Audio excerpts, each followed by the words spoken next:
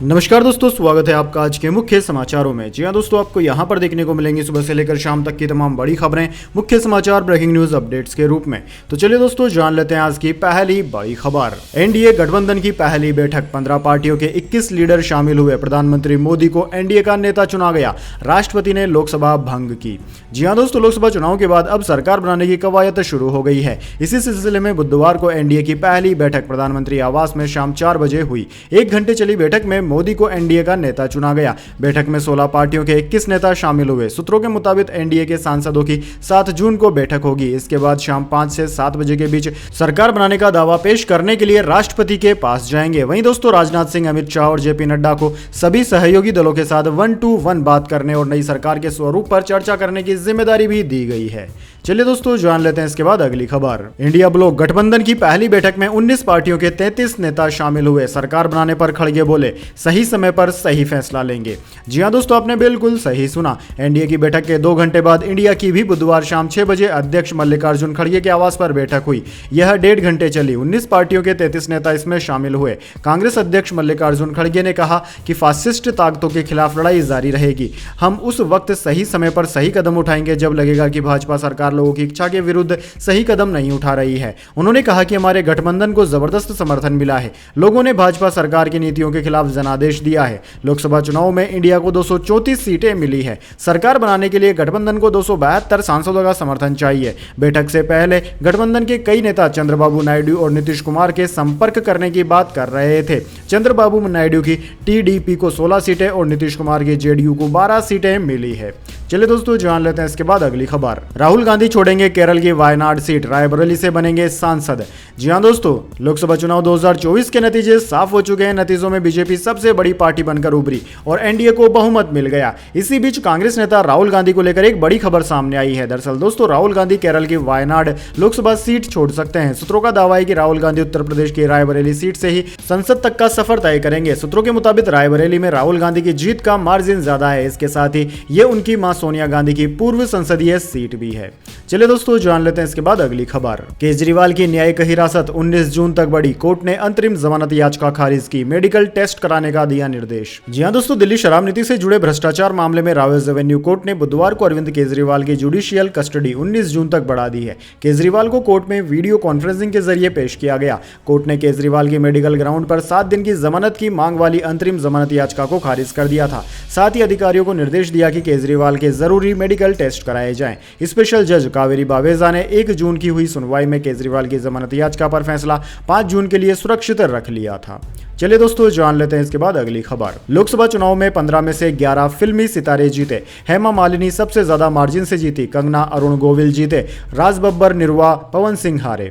जी हां दोस्तों, लोकसभा चुनाव 2024 की 542 सीटों के नतीजे सामने आ चुके हैं। इस बार 15 सेलिब्रिटी लोकसभा चुनाव में उतरे थे, जिनमें से 11 सेलिब्रिटीज ने जीत हासिल कर ली है। जीतने वालों में कंगना रनावत, हेमा मालिनी, शत्रुघ्न सिन्हा, रवि किशन, मनोज तिवारी जैसे नाम शामिल है। जबकि भोजपुरी स्टार पवन सिंह और निरहुआ बुरी तरह हार गए हैं। दोस्तों, इस चुनाव में सबसे बड़ी जीत हेमा मालिनी को मिली, जो कि 2,93,407 वोटों से जीती। वहीं दूसरी तरफ राज बब्बर, निरहुआ जैसे एक्टर्स मात खा गए।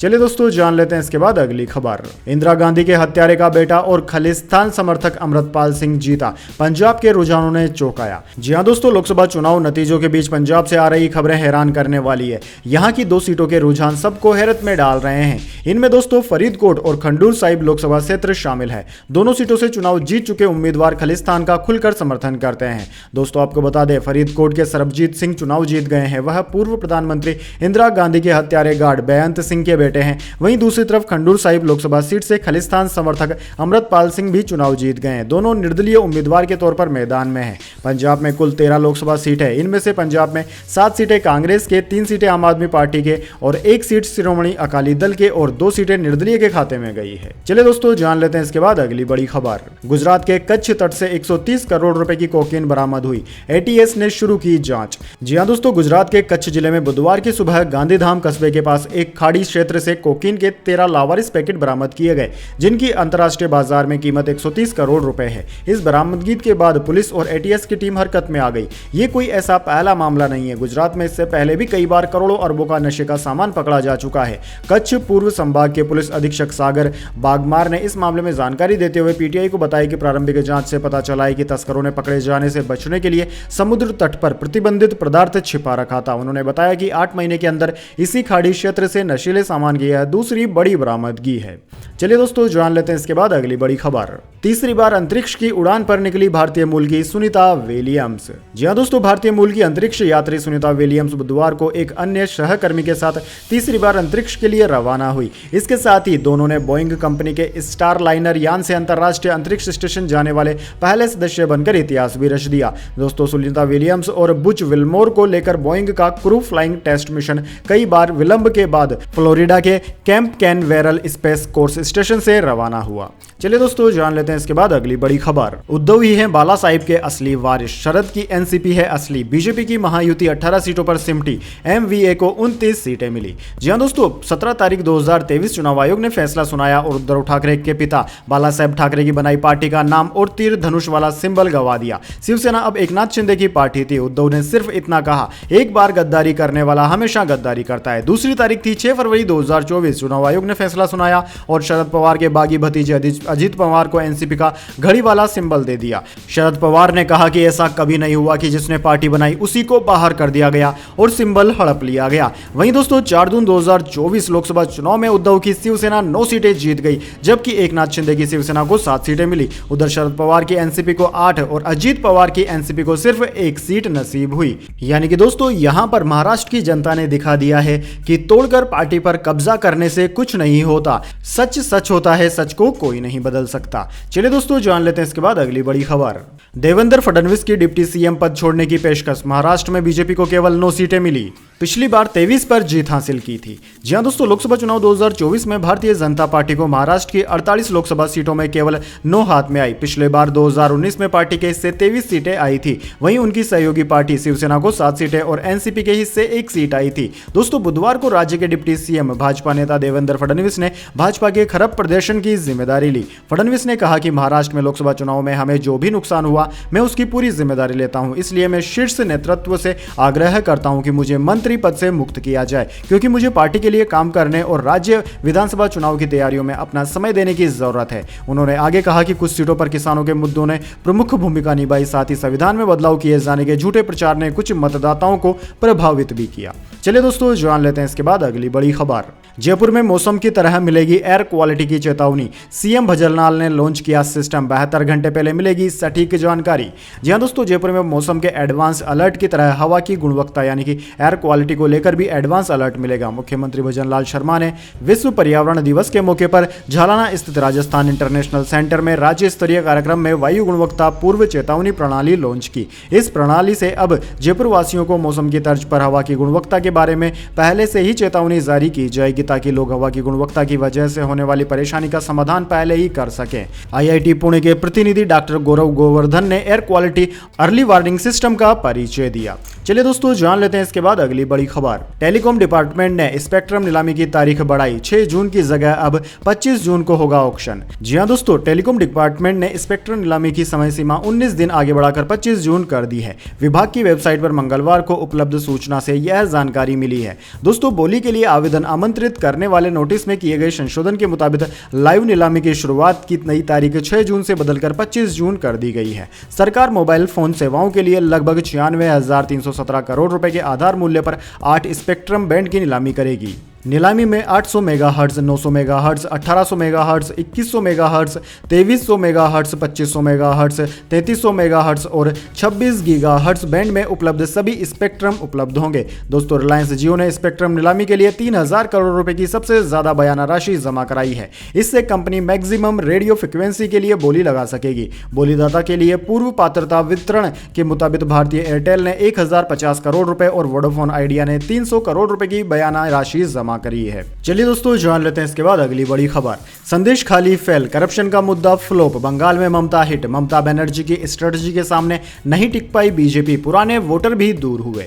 जी हां दोस्तों, संदेश खाली केस में घिरे पार्टी के नेता, करप्शन के आरोप में ईडी की रेड, गुंडागर्दी के आरोप, इन सब के बावजूद पश्चिम बंगाल में ममता बनर्जी अड़िंग है। उनकी पार्टी टीएमसी ने 29 सीटें जीती है। 2019 के चुनाव में पार्टी को 22 सीटें मिली थी। वहीं बीजेपी बड़े नेताओं की रैलियां और आक्रामक प्रचार के बावजूद सिर्फ 12 सीटों पर ही सिमट गई। 2019 में उसे 18 सीटें मिली थी। कांग्रेस को 1 सीट मिली है। कांग्रेस के साथ अलायंस में चुनाव लड़ रही सीपीआईएम के हिस्से भी 1 सीट आई है। वहीं दोस्तों पश्चिम बंगाल को जीतने के लिए बीजेपी ने इस बार हर मुमकिन स्ट्रेटजी अपनाई थी। प्रधानमंत्री मोदी, अमित शाह, योगी आदित्यनाथ, मिथुन चक्रवर्ती और हेमंत बिस्व शर्मा समेत पार्टी के नेताओं की रैली हुई। चुनाव के चंद महीने पहले संदेश खाली, सीएए, एनआरसी और राम मंदिर के मुद्दे को भुनाने की भी कोशिश की गई, लेकिन यहां पर सब कुछ फेल हो गया। चलिए दोस्तों जान लेते हैं इसके बाद अगली बड़ी खबर, लेकिन उससे पहले मेरी आपसे एक छोटी सी रिक्वेस्ट है। अगर दोस्तों आपको अभी तक हमारी न्यूज़ पसंद आई है तो इसे एक छोटा सा लाइक जरूर दे दीजिए, और अगर आपको पसंद नहीं आई है तो बेशक आप डिसलाइक भी कर सकते हैं। लेकिन दोस्तों लाइक और डिसलाइक जरूर कीजिए, क्योंकि दोस्तों यही हमारी मेहनत का फल होता है और इसी से पता चलता है कि आपको हमारी वीडियोज़ पसंद आ रही है या नहीं। तो चलिए दोस्तों जान लेते हैं अगली खबर। सेंसेक्स 2303 अंक चढ़ा, कल 4379 अंक टूटा था। निफ्टी में भी 735 अंक की बढ़त। इंडसइंड बैंक के शेयर में 8% की तेजी। जी हाँ दोस्तों, लोकसभा चुनाव के नतीजों के बाद 5 जून को सेंसेक्स 2303 अंक की तेजी के साथ 74,382 के स्तर पर बंद हुआ। दोस्तों कल ये 4,389 अंक गिरा था। वहीं निफ्टी में 735 अंक यानी कि 3.36% की बढ़त रही। ये 22,620.35 के स्तर पर बंद हुआ। दोस्तों आज के कारोबार में सेंसेक्स के 30 शेयरों में से 29 में तेजी रही। इंडसइंड बैंक का शेयर सबसे ज्यादा 7.75% चढ़ा। Tata steel, Mahindra and Mahindra, Bajaj finance, Kotak bank, Hindustan Unilever के शेयर 4% से ज्यादा तेजी के साथ बंद हुए। एलटी में मामूली गिरावट रही। वहीं दोस्तों बात करें निफ्टी 50 के टॉप गेनर और टॉप लूजर स्टॉक्स की, तो दोस्तों आज के मार्केट में निफ्टी 50 के टॉप गेनर्स में Adani ports, IndusInd bank, Hindalco industries रहे, जबकि निफ्टी 50 के टॉप लूजर्स में लार्सन एंड टर्बो और बीपीसीएल रहे। चलिए दोस्तों जान लेते हैं इसके बाद अगली खबर। सोने चांदी के दाम में आई गिरावट। सोना 71,897 रुपए पर आ गया। चांदी 88,351 रुपए प्रति किलोग्राम पर बिक रही। जी हाँ दोस्तों, सोने चांदी की कीमतों में 5 जून को मामूली गिरावट देखने को मिल रही है। Indian Boolean and jewellers association के अनुसार 10 ग्राम 24 कैरेट सोना 72 रुपए सस्ता होकर 71,897 रुपए पर आ गया। वहीं चांदी की बात करें तो चांदी आज 1 किलोग्राम चांदी 486 रुपए सस्ती होकर 88,351 रुपए प्रति किलोग्राम में बिक रही है। इससे पहले दोस्तों 4 जून को चांदी 88,837 रुपए प्रति किलोग्राम पर बिक रही थी। चलिए दोस्तों जान लेते हैं इसके बाद अगली बड़ी खबर। मोदी के मंत्री को पछाड़ा, हार कर भी चर्चा में है रविंदर सिंह भाटी। जी हां दोस्तों, राजस्थान के बाड़मेर जैसलमेर सीट से निर्दलीय चुनाव लड़े रविंदर सिंह भाटी इस लोकसभा इलेक्शन में भी चर्चाओं में बने रहे। वो भले ही इस सीट से चुनाव हार गए, लेकिन उन्होंने वोटों के मामले में मोदी सरकार में कृषि राज्य मंत्री कैलाश चौधरी को पीछे छोड़ दिया। रविंदर सिंह भाटी 5,86,500 वोट लेकर दूसरे और बीजेपी के प्रत्याशी कैलाश चौधरी 2,86,733 मतों के साथ तीसरे स्थान पर रहे। यहां से कांग्रेस के उम्मीदवार राम बेनीवाल ने जीत दर्ज की। चलिए दोस्तों जान लेते हैं इसके बाद अगली बड़ी खबर। रामायण से छेड़छाड़ क्यों? दीपिका चिकलिया ने रणवीर की फिल्म पर दर्ज कराई आपत्ति, बोली नहीं बननी चाहिए। जी हां दोस्तों, बॉलीवुड स्टार रणवीर कपूर स्टार रामायण की खूब चर्चा है। फिल्म को लेकर फैंस बेहद एक्साइटेड हैं, लेकिन लगता है कि इस मच अवेटेड प्रोजेक्ट से कुछ लोग नाराज भी हो गए हैं। फिल्म बनने से पहले ही आपत्ति दर्ज होने लगी है। रामानंद सागर की रामायण शो फेम दीपिका चिकलिया का कहना है कि ये फिल्म नहीं बननी चाहिए। इंडिया टुडे से एक्सक्लूसिव बातचीत में दीपिका चिकलिया ने अपनी राय रखी। दीपिका के मुताबिक रामायण का बार बार बनना ठीक नहीं है। साथ ही उन्होंने यह भी कहा कि उन्होंने इस बात को बेहद ग्रेसफुली एक्सेप्ट किया है कि लोग उन्हें सीता माता के रूप में पूजते हैं।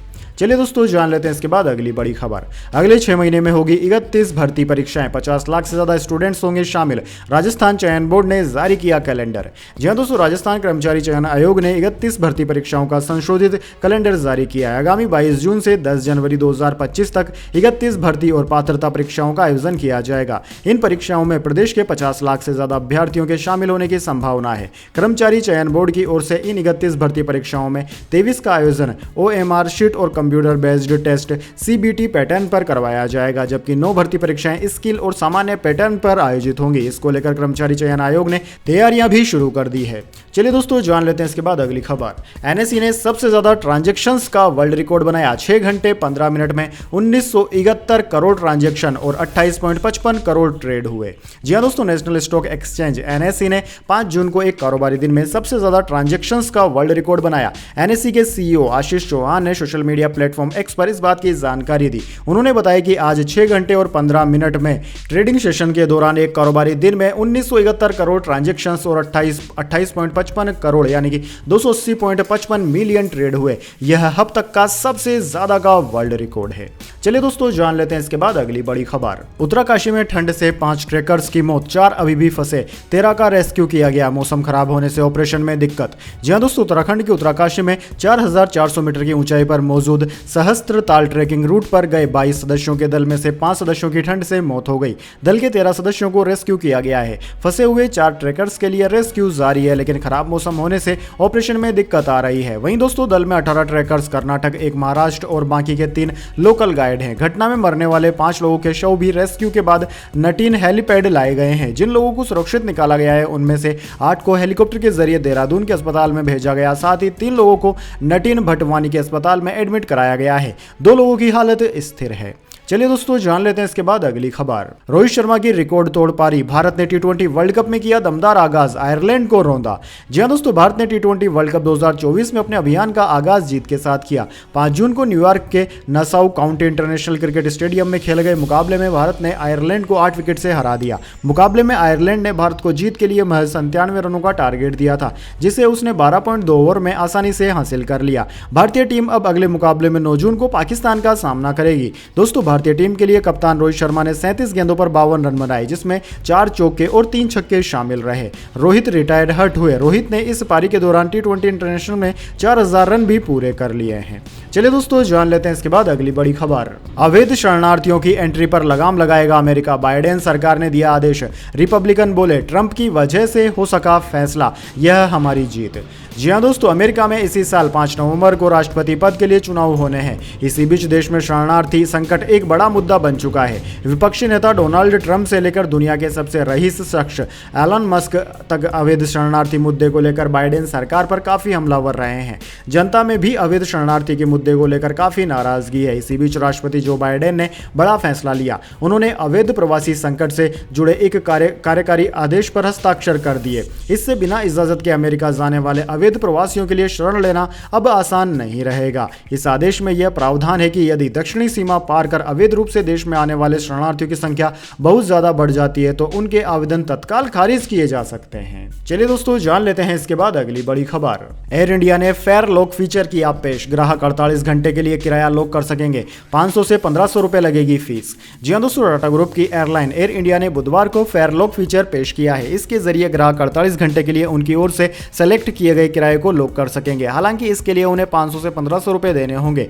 एयरलाइन ने आधिकारिक बयान में कहा कि इससे ग्राहक को किराए में अप्रत्याशित उतार चढ़ाव से बचने में मदद मिलेगी। सर्विस की बुकिंग की तारीख से कम 10 दिन दूर के फ्लाइट ऑप्शंस के लिए ये सर्विसेज लागू रहेंगी। इस सुविधा के लिए ग्राहकों को अपना पसंदीदा फ्लाइट ऑप्शन चुनना होगा और बुकिंग फ्लो में फेयर लॉक ऑप्शन सेलेक्ट करना होगा। इसके बाद नॉन रिफंडेबल फीस देनी होगी। ग्राहक बाद में मैनेज बुकिंग ऑप्शन से अपनी बुकिंग पर लौट सकते हैं।